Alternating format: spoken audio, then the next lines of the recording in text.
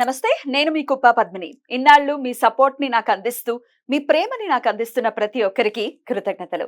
ఇప్పుడు చూడబోతున్న ఈ వీడియో కూడా ఖచ్చితంగా మీకు ఉపయోగపడుతుంది. లైక్, షేర్ అండ్ సబ్స్క్రైబ్ చేసి మీ ఇష్టాన్ని అలాగే మీ సపోర్ట్‌ని నాకందించండి. అలాగే ఈ వీడియో పట్ల మీ అభిప్రాయాన్ని కామెంట్ సెక్షన్‌లో కామెంట్ చేసి నాకు తెలియజేయండి. నమస్తే. నమస్తే, వెల్కమ్ టు అవర్ ఛానల్. నేను పద్మిని. ప్రస్తుతం మనతో పాటు ప్రముఖ ఆధ్యాత్మికవేత్త, ప్రముఖ జ్యోతిష పండితులు కేఎస్ఆర్ గారు మనతో పాటు ఉన్నారు. మాట్లాడదాం. సార్ నమస్తే సార్. ఎలా ఉన్నారు సార్? బాగున్నాను. బాగా ఉంటాను. మీరు మన బాగుంటారు. వాళ్ళందరూ కూడా బాగుండాలి. అవును. One of the coolest persons మీరు. నేను చూస్తూ ఉంటాను కదా ఇంత మందిలో, you one of the coolest persons. చాలా చాలా నచ్చేటటువంటి క్వాలిటీ మీలో. ఏం లేదు, మన అందరం కూడా ఏమంటాం, ఈ భగవంతుడి తత్వంలోకి వెళ్ళిపోతున్నప్పుడు ఆటోమేటిక్గా ఆ రకమైన స్థిత ప్రజ్ఞత అనేది ఆటోమేటిక్గా వస్తూ ఉంటుంది. వస్తూ ఉంటుంది. కొంతమందిలో ఎందుకని రావట్లేదు మరి? ఇక్కడ డిఫరెన్స్ ఒకటి ఏంటంటే, పెద్దానికి మనం ఏంటంటే ఆవు వ్యాసం కథలాగా కొంతమంది ఒకే రకమైన సేవలోకి అంటే వాళ్ళకి అదొకటే తెలుసు, భగవద్గీత ఒకటే తెలుసు అనుకోండి. మనం ఎన్నిసార్లు వచ్చినా ఆ భగవద్గీతలోనే ఉంటుంది. అలాగే నేను నాలాంటి వాళ్ళని అడిగారు అనుకోండి, ఎన్నిసార్లు అడిగినా జ్యోతిష్యపరంగా ఎక్కడో కనెక్షన్ అనేది ఉంటుంది. ఈయనకి ఈ కనెక్షన్ లేదు కాబట్టి డిస్టర్బ్ అవుతున్నారు. సో అలా ప్రతిదానికి కారణ కార్య హేతు అని చెప్పి ఉంటాయి. సార్, వరాహి నవరాత్రుల్లోనే ఉన్నాం మనము. వరాహి నవరాత్రుల్లో చివరి రోజు 15వ తారీఖు సోమవారం. ఆ రోజు ఒక ప్రత్యేకమైనటువంటి విధి విధానాన్ని చెప్తాను ప్రేక్షకులకి అని మీరు అనటం జరిగింది. ఏమిటి లాస్ట్ డేకి ఉన్నటువంటి ఆ ప్రాముఖ్యత? ఏం చేసుకోవాల్సి ఉంటుంది ఆ రోజు? రైట్. అంటే చివరి రోజు అనే దానికి మనం ఏమంటాం, ఒక ఫస్ట్ ఆనందంతో అడుగులైతే అయ్యో అప్పుడే అయిపోతున్నాయని ఒక బాధ కూడా ఉంటుంది. అలాగే మనము ఇంతకుముందు వారాహి మీద చేసినప్పుడు మీరు ఒక మాట అన్నారు. అంటే ఇది వారాహిదేవి ఉగ్రదేవతగా మనం ఆరాధించకపోయినా ఆరాధించడం వల్ల 10 మందికి మేలు జరుగుతుంది అని చెప్పి. అది ప్రత్యక్షంగా వైజాగ్లో మా సోదరు నాకు చెప్పారు. మార్కెట్కి ఆవిడ రెగ్యులర్గా వెళ్తారు. వెళ్తే ఈసారి మేము మా వారాహిదేవి చిత్రపటాలు బోలని అమ్మామండి, పుష్పాలు బోలని అమ్మామండి, మాకు చాలా బిజినెస్ జరిగింది అని. సో అలా మనకి ఏంటంటే కంటికి కనిపించే ప్రయోజనాలే కాకుండా తెలగనుకుండే ప్రయోజనాలు కూడా మనకి పండగల పరమార్థం అనేది హిందువుల పండగల్లో ఉంటుంది. సో ఆక్షేపించే వాళ్ళు ఆక్షేపించేస్తారు, ఉపేక్షించే వాళ్ళు ఉపేక్షిస్తారు, అపేక్షగా చేరువయ్యే వాళ్ళు చేరుతారు. అపేక్షగా బాగుంది, చాలా బాగా చెప్పారు. అయితే దీని వాళ్ళ దగ్గర ఆన్సర్ కూడా లేదు. ఏమంటే 10 మంది బ్రతుకుతారు కదండి అంటే దానికి ఆన్సర్ లేదు. అంటే ఇలాగే బ్రతకాలా అని అంటారు. మరి ఎలా బ్రతకాలో ధర్మబద్ధమే కదా. అధర్మబద్ధంగా పూలమ్ముకుని బ్రతకడం ధర్మబద్ధం. ఇప్పుడు వారాయి జయంతి కాకుండా మనం కృత్రిమంగా వారాహి జయంతిని సృష్టించామనుకోండి, అప్పుడు అది మోసం. అవును, అలా కాదు కదా. నిజంగానే ఆవిడ ఏదైతే ఉందో ఆ శాస్త్ర సమ్మతమైన విధానంలోనే చేస్తుంది. అయితే ఇక్కడ మనకు వచ్చేప్పటికి ఈ ముగింపు రోజుకి వచ్చే విశిష్టత ఏంటంటే, మీకు లోగడ చెప్పాను, ఈ వారాహిని సంపుటీకరణలో అనేక రకాలైన మంత్రాలు ఉన్నాయి అని చెప్పి. ఈసారి ఏమైంది, ఇది మనకి సోమవారం వచ్చింది. తర్వాత నవమి నాడు ఎలాగ ఎండ్ అవుతుంది కాబట్టి నవమి అనుకోండి. తర్వాత ఇదే రోజు వచ్చిన నక్షత్రం ఏంటంటే కనుక అది రాహుకి సంబంధించిన నక్షత్రం ఉంది, స్వాతి. ఈ స్వాతి నక్షత్రం అనేది రాహుకి. ముఖ్యంగా మనం ఏంటంటే ఏదైనా సరే ఇవాళ రోజుల్లో మనము అనేక వేలాది జాతకాలు పరిశీలించిన నేపథ్యంలో ఎక్కువ శాతం ఇబ్బంది ఎవరితో ఉంటుంది, రాహుకేతుతోనే ఉంటుంది. సో ఇది కూడా మనకి ముఖ్యంగా అంటే మొత్తం అన్ని రకాల కాలసర్పదోషాలు ఉంటాయి, కొన్ని పరోక్ష కాలసర్పదోషాలు అనేవి ఉంటాయి అనుకోండి. అయితే ముఖ్యంగా మనకి ఎక్కువ శాతం ఇబ్బంది పడేది ఏమవుతుందంటే, 3వ ఇంట్లో రాహు ఉంటే మనకు ఆటోమేటిక్గా 9వ ఇంట్లో కేతు ఉంటాడు. అలాగే లగ్నంలో రాహు ఉంటే సప్తమంలో కేతు ఉంటాడు. అంటే వాళ్ళు ఉల్టా పల్టా, వాళ్ళిద్దరు ఎప్పుడు ఎదురుబెదురుగా ఉంటారు కదా. తర్వాత వచ్చేప్పటికి 5వ ఇంట్లో ఉంటే 11వ స్థానంలో ఉంటారు. ఈ 3 వాళ్ళు ఎక్కువ ఇబ్బందులు పడతారు. ఏ రకంగా ఇక్కడ 3 తర్వాత వచ్చేప్పటికి 9 అని చెప్పాం అనుకోండి. 3, 9 అనేది ఏదైతే ఉంటుందో తప్పకుండా అది ఇతరులతో 3వ ఇంటి పరంగా ఈ కమ్యూనికేషన్ ప్రాబ్లమ్స్ చాలా ఎక్కువ ఉంటాయి. అంటే బంధువుల మధ్య ఒకరికొకరికి సమన్వయం లోపించడం, ఇంట్లో తోడబుట్టిన వాళ్ళే ఒకళ్ళొకరికి ఎదురు తిరగటం, అలాగే బయట మనం ఎంత మంచిగా మాట్లాడినా మనకి శత్రువులు తయారవటం, అది 3వ ఇంటి మీద ఉంటుంది. ఇక 9వ అనేది అదృష్టం ఎప్పుడు కూడా. అంటే అదృష్టం నోటి దాకా వస్తూ ఉంటుంది, అందరి పరిస్థితులు ఎక్కువ ఉంటాయి. కేతు ఉన్నప్పటికీ అది కేతువైనా రాహువైనా ఎవరున్నా పైగా అదే అనుకోకుండా కేతు దశ నడుస్తున్నట్టయితే కనుక భక్తి అయితే పెరిగి ఆ రకంగా మేలు జరుగుతుందేమో తప్ప ఒక్కోసారి నాన్నగారి ఆరోగ్యానికి ఇబ్బంది ఉంటుంది. ఎందుకంటే అది 9వ ఇల్లు అనేది మళ్ళీ నాన్నగారి ప్లేస్. అంటే ఒక రకంగా చెప్పాలంటే అప్పుడు నాన్నగారి వైపు నుంచి కూడా ఈ సర్పదోషం వస్తోంది అని అదొక తార్కాణం. సో అది 3, 9. తర్వాత వచ్చేప్పటికి ఈ ఎప్పుడు ఇవి కూడా ఎక్కువ ఉంటాయి. ఈ లగ్నంలో రాహు కానీ కేతువు కానీ ఉన్నప్పుడు ఇది ఖచ్చితంగా ఏవైతే సంబంధాలు దగ్గరదాకా వచ్చి కుదరకపోయేదానికి ఇదే కారణం ఉంటుంది లగ్నంలో, అలాగే సప్తమంలో. ఎందుకంటే ఈ లగ్నంలో ఎప్పుడైతే ఉంటామో నిర్ణయాత్మక శక్తి తగ్గటం, తర్వాత వివాహం మీద కావాల్సిన టైంలో మోజు లేకపోవటం. అంటే ఏదో టైంలో దాన్ని వాయిదా వేసి తర్వాత కావాలని ఉరకలెత్తే ఆ పీరియడ్ దాటిపోతుంది. కరెక్ట్. సో అప్పుడు ఇబ్బంది ఉంటుంది. తర్వాత వచ్చేప్పటికి ఏంటంటే ఇప్పటికీ అంటే పెళ్ళైన వాళ్ళు ఉంటే అక్కడ ఇబ్బంది ఉంటుంది. వాళ్ళిద్దరి మధ్య సఖ్యతపోవటం, ఒకసారి ఇల్లీగల్ కాంటాక్ట్స్. అది సప్తమంలో రాహు ఉంటే ఉంటుంది, కేతు ఉంటే తక్కువ.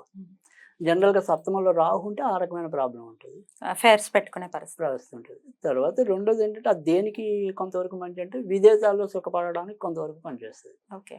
సో అందుకని అది ప్రాబ్లం. తర్వాత ఇది చాలా మందికి ఉండే ప్రాబ్లం ఏంటంటే ఎక్కువగా 5, 11. ఈ 5 అన్నది ఏంటంటే ఇది బుద్ధి స్థానం, కామస్థానం. అందుకని పిల్లలకి ఆటోమేటిక్గా లోపం వస్తుంది. 5వ ఇల్లు అనేది మళ్ళీ సంతాన స్థానం కదా. సో అందుకని ఈ కామస్థానం అనేది సరిగ్గా లేకపోతే పిల్లలకి ఇబ్బంది ఉంటుంది.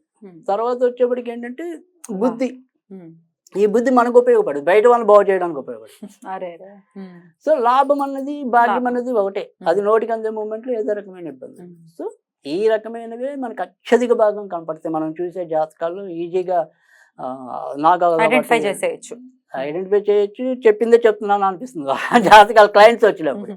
అంటే అంతమందికి ఉంది ఇది. గ్యారంటీగా నేను చూసే ఏదైనా సరే 100కి మనకి కనీసం 70% మందికి ఉంటుంది, ఒక 30% మంది బయట ఉంటారేమో. అందుకని నాకేమనిపిస్తుంది అంటే కనుక మనం పూర్వ చరిత్రలోకి వెళ్తే మనకి ఇన్ని ఇల్లులు ఉండేవి కాదు కదా. ఎక్కడికక్కడ ఖాళీ స్థలాలు ఉండేవి, ఖాళీ స్థలాలు ఉన్నప్పుడు పాములు ఉండేవి, పాములు ఉంటే వాటిని చంపేవాడు. సో సరే, ఒకవేళ అదెప్పుడో పాము ఇప్పుడు పగపడుతుందా, ఈ కర్మ సిద్ధాంతం ఏంటి అని నవ్వే వాళ్ళు ఉండొచ్చు, అది మామూలే కదా. కానీ నేను వాళ్ళకి చెప్పేసరికి కాసేపు పాములు పక్కన పెట్టేయండి. జాతకం ప్రకారం ఏవైతే రూల్స్ ఉంటాయి, ఆ జాతకం ప్రకారం అయితే రాహుకేతు ఉన్నారు, వాళ్ళు సర్పాలు కాకపోయినా ఉన్నాయి. సో మనం జాతకాన్ని తీసుకున్నప్పుడు ఖచ్చితంగా ఏదో ఒక రెమెడీ అయితే ఇవ్వాలి. ఎందుకంటే జాతకాలకు వచ్చేవాళ్ళు కేవలం జాతకం తెలుసుకుందామని ఎట్టి పరిస్థితిలో రాదు. అంతే కదా, బాధపడుతున్నాం కాబట్టి మాకు ఏదైనా ఒక మార్గం చూపించండి గురువర్యా అంటారు. Correct correct. సో అలా చూపించలేనప్పుడు అసలు మన దగ్గరికి ఎవరు వస్తారు? చూపించాలి కదా. పైగా వాళ్ళు చూపించడానికి కూడా ఒకటి ఏంటంటే కేవలం నీకు ఇది ఇలాగా జరిగిపోతుంది, నువ్వు ఇలాగే నాశనం అయిపోతావు, లేదా నువ్వు ఇలాగే బాగుపడతావు, ఇలాగే సుఖపడతావు అన్నారనుకోండి, మన ఋషులు ఇచ్చిన దానికి అర్థం ఉండదు. నాయన నీకు అలాంటి టైంలో ఇబ్బంది ఉంది కాబట్టి నువ్వు ఎలా సరిదిద్దుకుంటావు, ఇలా ఆల్టర్నేటివ్స్ ఉన్నాయి, లేదా నువ్వు ఇలా జాగ్రత్త పడు అనేది ఉంది. సో అందుకని ఖచ్చితంగా జ్యోతిష్యం ఎక్కడ ఉంటుందో పరిహారం అక్కడ ఉంటుంది. సో ఆ పరిహారం లేకపోతే ఉపకారం ఉండదు. సో ఆ ఉపకారం జరగాలంటే ఈ రోజు మనం చేయాల్సింది ఏంటంటే ఆటోమేటిక్గా ఇటు ఎలాగో వారాదేవికి మనం ఉద్వాపన చెప్పడం అనేది ఉంటుంది. అంటే చేసుకోకపోయినప్పటికీ చేసుకోవచ్చా? ఇప్పుడు అది ఇప్పుడు ఎలాగో మనం ఈ రోజు మనం చేయలేకపోతే తర్వాత ఎప్పుడు చేయొచ్చు అది కాదు నేను అనేది. ఈ 9 days మేము ఏమీ చేయలేదండి అమ్మవారికి, అంటే పెద్దగా పూజ అది చేసుకోలేదు, లేకపోతే దీక్ష లాగా దీనికి దానికి అంటే కేవలం వారాహి మంత్రం ఇస్తున్నాం అంతవరకు. సూపర్. అది లాస్ట్ డే కూడా చేసుకోవచ్చు, లాస్ట్ డే చేసుకోవచ్చు. ఒకవేళ కుదరకపోతే ఎలాగో తర్వాత ఇంకో 2-3 ఆల్టర్నేట్ డేస్ చెప్తాను నేను. సో అందుకని అప్పుడైనా చేసుకోవచ్చు. కానీ ఎలాగో అదేంటంటే మనకి 2 కలిసి వచ్చాయి కదా, ఇటు వారాహి నవరాత్రులు కలిసి వచ్చాయి, పైగా మనం ఇస్తున్నది వారాహి మంత్రం. సో అందుకని ఖచ్చితంగా ఈ రోజు మొదలెట్టారనుకోండి, ఎలాగో నేను చెప్పేది ఎప్పుడు కూడా 60 రోజులు 90 రోజులు ఉంటుంది. ఈ 90 రోజులు ఈ మంత్ర పఠనం చేశారనుకోండి, ఇక్కడ మనకి ఇందాక చెప్పిన వాళ్ళు ఎవరైతే సమస్యల్లో ఉన్నారో, అంటే లాభాలు దగ్గర దాకా వచ్చి పొందలేని వాళ్ళు ఎవరు ఉన్నారు, సంతాన సమస్యలు ఎవరైతే ఎదుర్కొంటున్నారో, వివాహపరంగా సమస్యలు ఎవరైతే ఎదుర్కొంటున్నారో వాళ్ళందరికీ ఈ పరిష్కారం పనికొస్తుంది. ఓకే. కనుక ఇక్కడ మనం చేయవలసింది ఏంటి అంటే కనుక ఇదే రోజు వారాహి దినం రోజు వారాహి ఫోటో మనం పెట్టుకున్నా పెట్టుకోకపోయినా మన ఇంట్లో ఉన్న అమ్మవారి ముందే కూర్చుని హోం హూం యారాల హూ, దానికి దీర్ఘం ఉంది, హూం హూ, రైట్, గ్లౌం నాగవారాహి నాగవారాహి సర్వ దోషాన్ నిర్మూలాయ స్వాహ. ఓకే. ఓం హూం గ్లౌం నాగవారాహి సర్వదోషాన్ నిర్మూలాయ స్వాహ. అద్భుతం. సింపుల్ గానే ఉంది చక్కగా. ఇది మనకున్న ఈ సర్పదోషాలని కూడా హరించే మంత్రం. కనుక దీన్ని ప్రతిరోజు పఠించడం వల్ల ఖచ్చితంగా వాళ్ళకి ఉండే ఈ శాంతి ఏదైతే కావాలో ఆ శాంతి అయితే జరిగి తీరుతుంది. మరి చాలామందికి ఉండే సందేహం ఏంటంటే, మనం ఇప్పుడు ఒకవేళ ఈ మంత్రం జరిపే ప్రతిరోజు కూడా ఆవిడకి ఏదైనా నివేదన చెయ్యాలా, అమ్మవారికి ఎలాంటి నివేదన చేస్తే మంచిది అని. సో రెండు నివేదనలు ఇక్కడ. ఒకటి తేనెైనా పెట్టండి, 2 పానకమైనా పెట్టండి. ఈ 2 ఎప్పుడు పానకం చేయడం చాలా తేలికైన పని. తేనె అనేది సాధారణంగా ఇంట్లో ఉంటుంది. సో తేనె చేయడం వల్ల ఏంటంటే రాహుకి మనం మూల పదార్థంగా చెప్తాం. ఆయన ఉపశాంతి ఉంటుందా? తప్పకుండా. అందుకని తేనెను చేయొచ్చు. సరే, వారాహిదేవికి పానకం ఇష్టం కాబట్టి పానకం నివేదన చేయొచ్చు. కనుక ఈ రెండిట్లో ఏదైనా కూడా తప్పకుండా చేసుకోవచ్చు. సరే, మనం ఏంటంటే ఈ వారాహి నవరాత్రుల తర్వాత చూసాం ఈ వీడియో.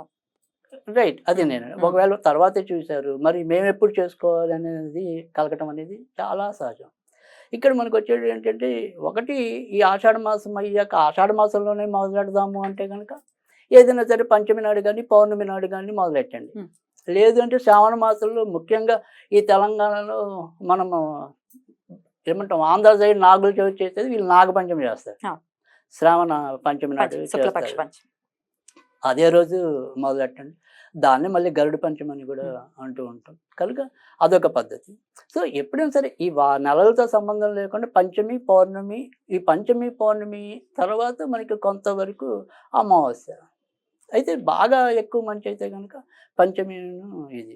అయితే ఈరోజు సోమవారం అని ఎందుకు చెప్పామంటే, ఎప్పుడైనా మీరు ఎక్కడైనా సరే బయటైనా సరే రాహుకేతు పూజ చేయించుకోవాలి అనుకున్నప్పుడు, అంటే ఈ పూజ కాకుండా ఎప్పుడైనా మీరు ఏదైనా కాళహస్తి వెళ్ళినప్పుడు కానీ ఇతరత్ర కానీ ఎప్పుడైనా సరే రాహుకేతు పూజ చేయించుకోవాలి అనుకున్నప్పుడు కూడా సోమవారము రాహు నక్షత్రం వచ్చిన, శనివారం రాహు నక్షత్రం వచ్చిన, శుక్రవారం రాహు నక్షత్రం వచ్చిన, ఈ 3 కూడా చాలా అద్భుతమైన దినాలు.